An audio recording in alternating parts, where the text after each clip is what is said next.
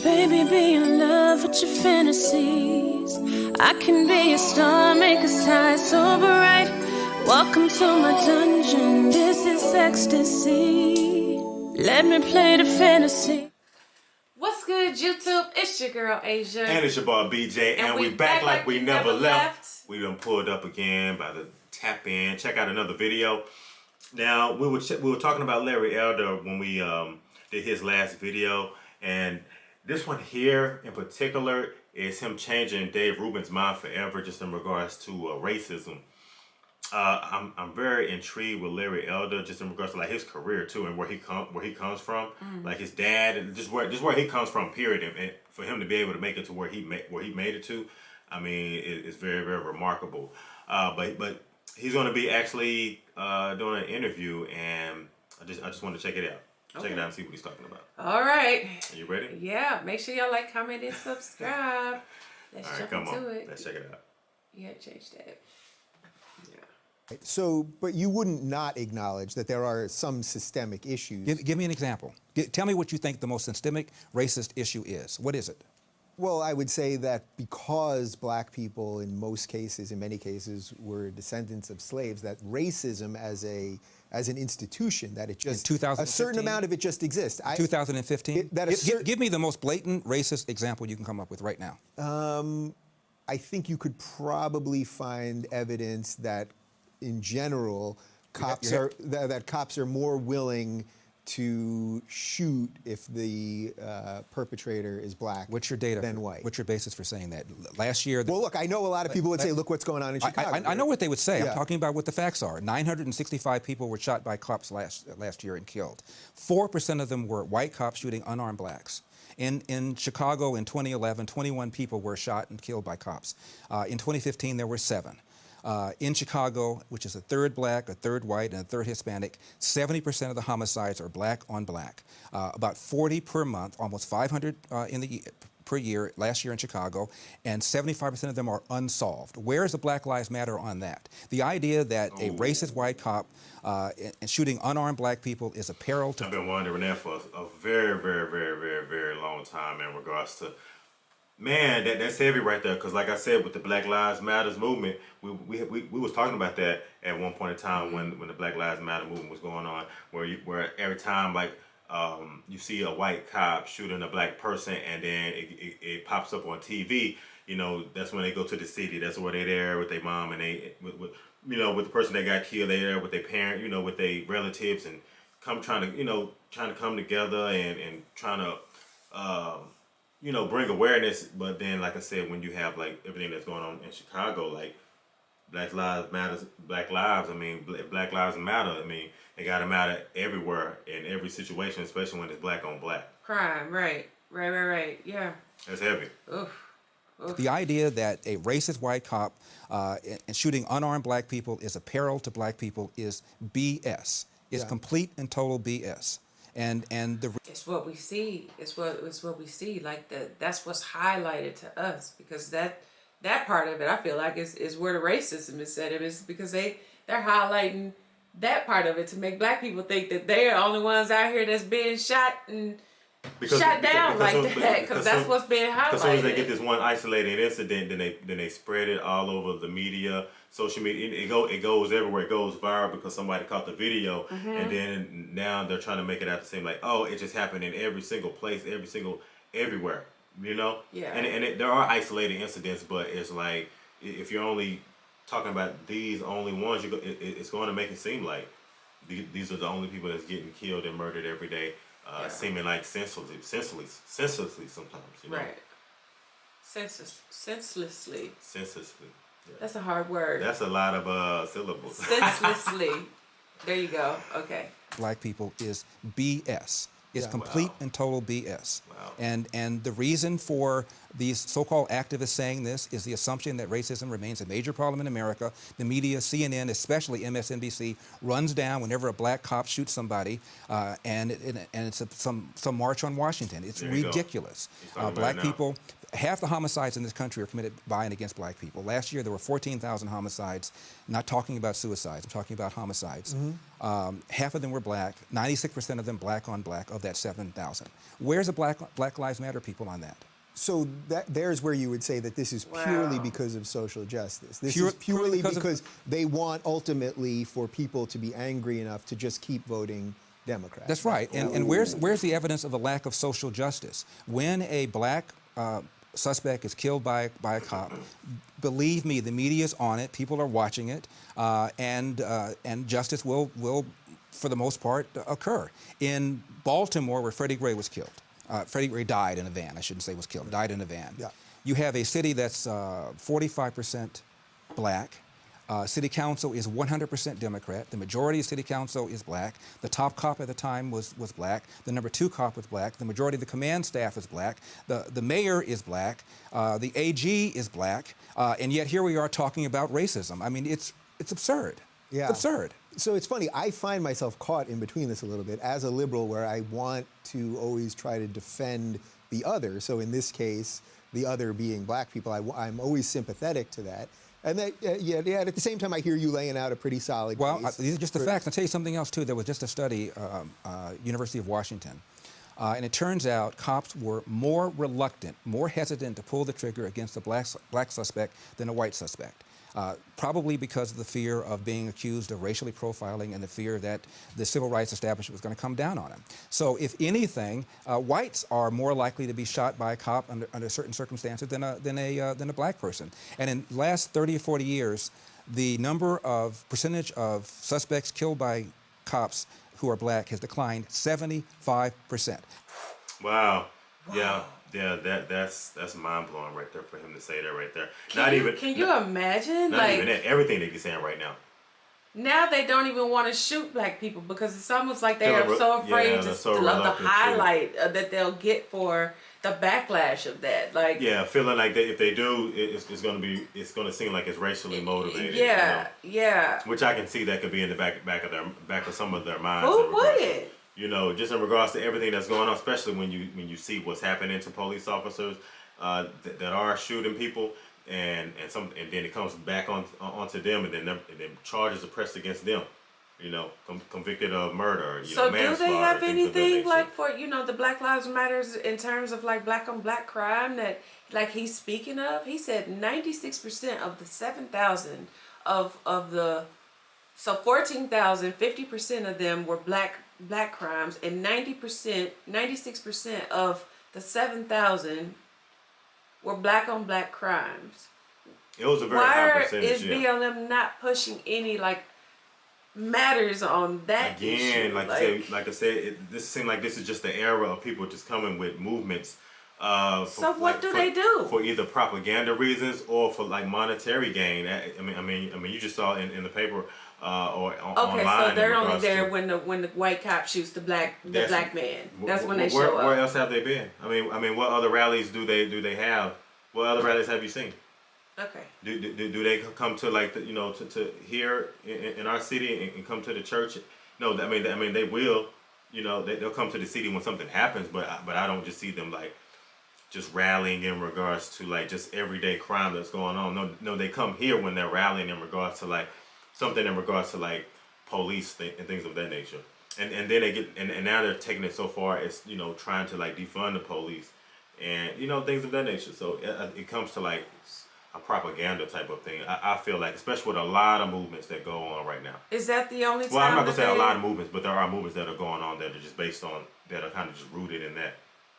Was that the reason why BLM was formed? Was for that? I don't feel like that's what it was formed for. I mean, I know who kind of created BLM. I don't want to go into all of that. You know what I mean? Yeah. But but yeah, I just feel like it's for monetary gain because you see what's happening in regards to like some of them getting caught with the proceeds that have been given to BLM, and it's not, like you said, it's not been allocated in the right way. Wow.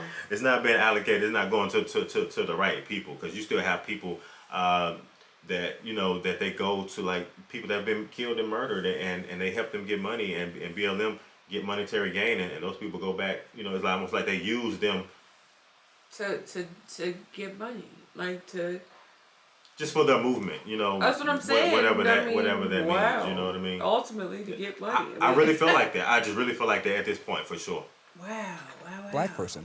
And in the last 30 or 40 years, the percentage of suspects killed by cops who are black has declined 75%. However, the percentage of whites killed by cops has flatlined. Yeah. And so, if anything, people are more concerned about shooting black people for fear that they're going to be called racist. And almost every one of these incidents, whether it's Eric Gardner in New York, who died because he was selling Lucy's and resisted arrest, whether it's Tamir Rice in Cleveland, who was twirling around the gun, whether it's Michael Brown in Ferguson, who had just committed a strong arm robbery, almost every one of these incidents involves somebody resisting arrest. Why don't you just do what the police tell you? My dad said, when I get pulled over, have my hand at 10 o'clock, have my hand at 2 o'clock, say yes, sir, say no, sir, make sure my paperwork is in order, and if I feel the cop is mistreating me, get a badge number and deal with it later on. If Jesse Jackson and Al Sharpton and Obama and the whole group of them told black people to do that, we'd have a lot fewer of these things to deal with in the first place. Yeah. All right. So I'm with you. I'm hearing a lot of what you're saying here. So as a black conservative, then, who now you've laid out your case there. But you haven't laid out yours. I asked you to name the most. Okay, but you still hadn't given me infection. That's what I was waiting on. I was like, when is it coming? So maybe we're getting there. Ooh. You've laid out your case there. But you haven't laid out yours. I asked you to name the most important example of racism, and you gave white cops going after black people. And I told you, gave you the facts for that. So that's nonsense. So you must have something else. What else is it? If you think racism remains a problem in America, give it to me. Well, I think it remains a problem. Give it to me. It may not be systemic in that it's not like you're not being hired because you're black. There's no systemic reason, legal reason that exists, that kind of thing. But I think that racism as a general theory exists. I need some specifics. You gave me the white cop thing. What else? Give me another example where you think is a problem.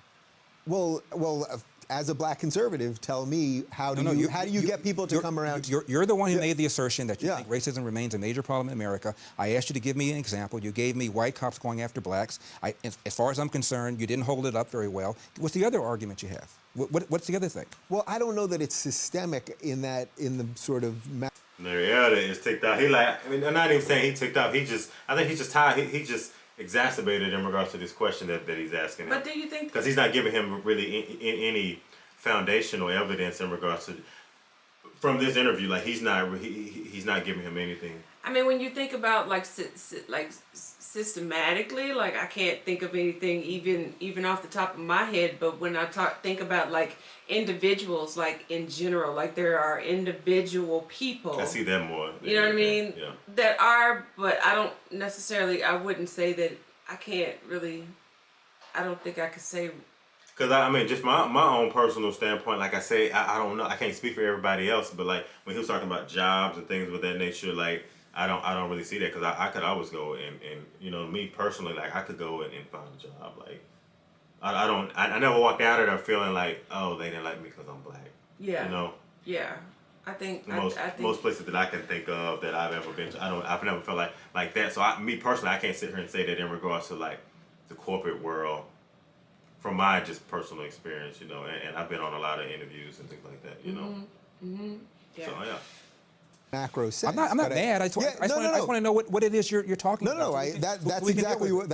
Believe me, that's 100% why I wanted to have you. Blacks are not getting into school. BS. That we have we have affirmative action. So a black person with an SAT and a GPA of X will get into a school faster and easier than a white person with an SAT or a GPA of X. And if going to school is a route to the middle class, you can make an argument that blacks have an easier route to the middle class. If you're talking about blacks. About poverty, the poorer you are, the more accessible loans and grants are for you.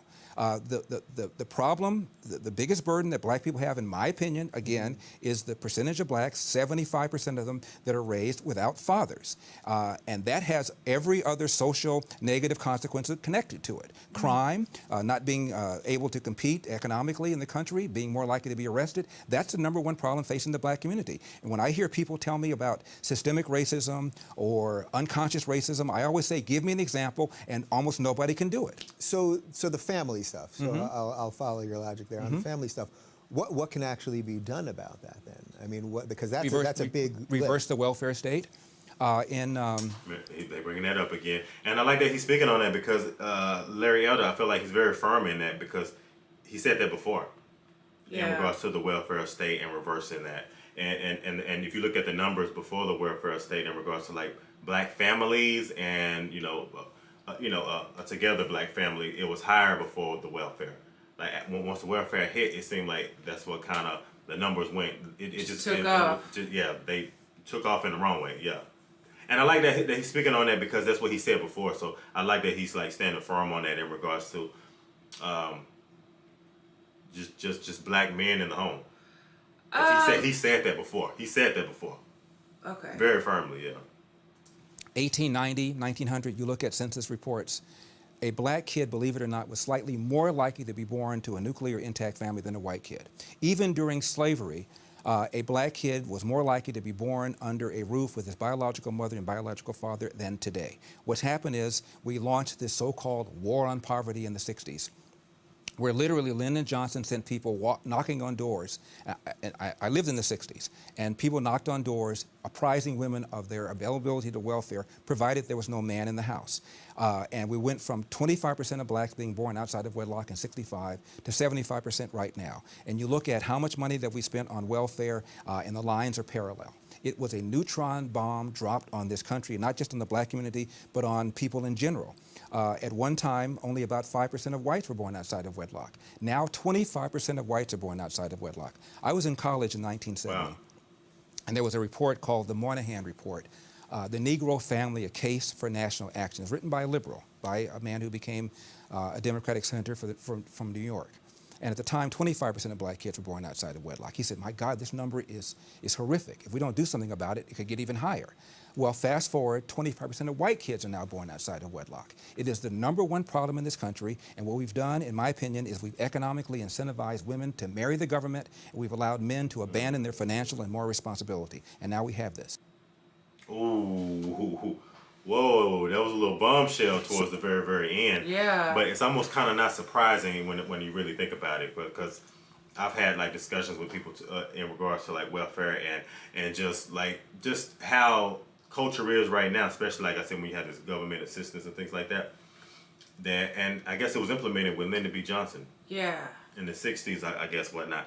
And Lyndon B. Johnson, he's also famous for like saying quotes in regards to things that Democrats were going to do in regards to gain the black vote, like that was one of their agendas, were to gain the black vote. But what's by giving them like the welfare? That's probably some of the things. That's some of the things that are trickulated. But yeah, just in regards to just gaining the black vote for sure. Wow. Yeah, there's actually you can actually read it where he's actually said that in regards to that. But yeah, I like how Larry Elder, how he stood on that at the very end, saying in regards to like the black families and the numbers speak very, very loud too. Yeah, I think numbers don't lie. Yeah, when you start talking about racism, I think at this point, like I feel like it's so isolated in a sense where there's not an astronomical amount of people that you just know that you just in your everyday life that you come across that are that way. Like I just don't think that. I don't know. Because, I mean, when you think about it, hypothetically speaking, it's just like, how many people do you know? Like, how many people can you name do you encounter on your hand where they are that are that way? I don't know if anybody... Like I said, I mean, you have people out there that do have that mentality of being a bigot, obviously. But when he's sitting here saying that it seemed like that, that America and black people is just plagued with racism, I feel like they're just trying to perpetuate something that did happen a long time ago, but like I said, it's not as prevalent like that. You know what I mean? Like there's so much more opportunities, just like he said in regards to a black kid being able to get into college if he has certain test scores. I mean, that's true. You can look, like we have nieces and nephews and cousins that's going to college right now. Yeah, it's even easier. Yeah. Mm-hmm. For them to get in. So I mean, so the access is there, and even people that have low income, that they do have opportunities to get more government assistance as far as like loans, like you were saying in regards to that type of stuff. So the numbers are there. My only thing is like, what would happen if you did Wow. take that away though? Like if you just took away all the welfare assistance, all of that kind of stuff, like what problem and what crisis would we be faced with without it? You know what I Yeah. mean? Like how many people will be out there starving? How many people will be homeless? How many people will not have anything to eat tonight? You know what I mean? Like Used to, and going back in your career, you used to work like for the state and with helping people with things like that and government assistance and just think about those people that's walking in there with babies. Like think about like if they're but then I think about all the taking that people type that of stuff were away. taking in that came in that didn't that Exactly, shouldn't too. have been getting it to begin with. And that's what I'm saying. Like taking that type of stuff away, where would those people be at without that? Right. You know. Okay. Even worse off. You know. Yeah. But yeah, this was a good video just in regards to like Larry Elder. I like I said, he completely debunked the racism argument, that he pretty much brought to the table. He didn't really bring facts or anything. It's almost like he just wanted Larry Elder to go on and go on. Like you got to really come with something to, some meat and potatoes to really like prove that, how he's saying racism is so prevalent. He had to say something more. I'm just starting to I'm starting to think more about like when as we see more and more of these, it's just like it always seems like the core issue of it all is dependent upon like race. It comes down to like depending on how your views are politically. Like either it's racially, insinuated in terms of like how they think and what they feel versus like somebody that's just like, okay, well here are the facts that we know. Here's what we know, and based off of that, how do you say that that's racism? And I see I'm starting to see that. See the thing, yeah. That a lot of the things that have anything to do. It's not. That's not always the key benefactor to Wow. point towards race. Yeah. Okay. It was a good video. All right. Well, y'all let us know what y'all think. If y'all enjoyed this video, be sure you give us a big thumbs up, like, comment, and subscribe. Definitely. Smash the notification bell. Join the family, y'all. And if ain't nobody else told you, I love you. And we're going to see y'all in the next video, y'all. Absolutely. Yeah. Bye.